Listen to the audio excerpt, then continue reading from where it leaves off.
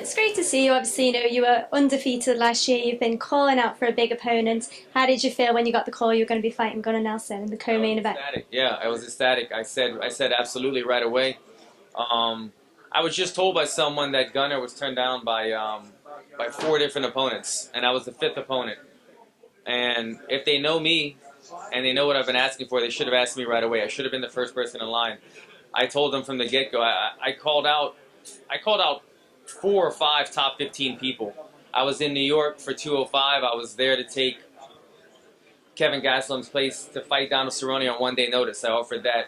It wasn't the UFC's fault. Commission wouldn't allow it. But they know by that phone call that I'm a guy that would step in for a big name. I'm tired of fighting sideways guys. I want to fight up. And if there's a guy that I could fight up against, I'm available. I don't have a tremendous weight cut either. I walk around like 190-ish. I fight at 170. That's always keeps me in within reason to make weight within a couple of days. So Gunnar was a fight that not him specifically, but Gunnar was a fight that I wanted. I was saying, look, I'm being reasonable. I'm not asking to fight Tyron Woodley. I just want a top 15 guy. I deserved it. I went undefeated last year. I put guys away. I got all these fight of the night bonuses. Give me somebody big, man. Let me prove myself. Months went by, and the UFC wasn't giving me a fight. So I took initiative. I got on Twitter, started calling out guys. Nothing was happening, and then finally I got the call. They offered me Gunnar, and like I said, I don't like to travel too much. Maybe once a year. If they had offered me London on a prelim against somebody that wasn't a name, I probably would have turned it down. But Gunnar, number 9, co-main event. Let's do it. And he's a sub.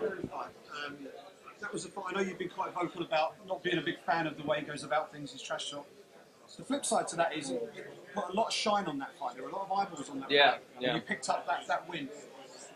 Have you noticed a real sort of lift in terms of interest, in terms of what you're doing, and the amount of attention that you're now getting leading into this one? It's been different, and it's kind of taken me a minute to realize that it's been better for my career and been beneficial. It just took me a minute because, man, at heart, I will always be a guy that grew up watching Rocky come back in fights, a guy that idolized Van Damme and Bloodsport. That's kind of what's in my heart, and that's kind of how it shaped me as a fighter. You could have people teach you martial arts, and you'll take a percentage of their style. But then you also have what's in your DNA, what's in your heart, and then kind of what you grew up as. And I think a combination of all those made me that guy that was getting in wars, getting knocked down, getting back up, and finishing guys. And I relish those moments, so man. I relish people saying that was a fucking insane fight. And that gets addicting when people were talking about, yeah, you had a great performance, but did you see that fight? That was a dope fight. And those kind of things I relish. Going against Mike Perry, that fight would have put it in his with that whole camp. We talked about numbers, and why put the numbers in his favor? Mike Perry's only chance. I'm better than him at every aspect of this. But if I stand toe to toe and he lands one punch, I get knocked out. The douchebag wins. Why give him that opportunity? So I didn't give him that opportunity. I fought a smart fight, and at the end of it, I was like, okay, I did what I had to do. I won. I knocked him down a couple times. Didn't finish him. Whatever. And then I saw the write-ups after it, and it was very rewarding. It was a not a normal feeling, a normal write-up on me, like the smart, the tactical fighter, the great footwork, the head movement. He fought a smart fight. That's what they kept relaying. And finally I realized, you know what, man, why wouldn't I fight that way all the time?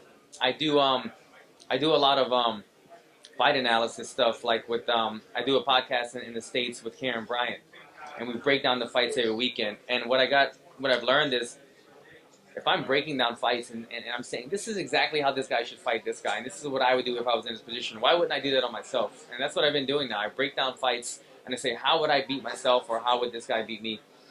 And it's worked. It's made me a smarter fighter. I'm getting hit less, and last I saw, I was leading the division, I think, in significant strikes per minute. So I'm hitting people more, getting hit less. That's the kind of numbers that I need.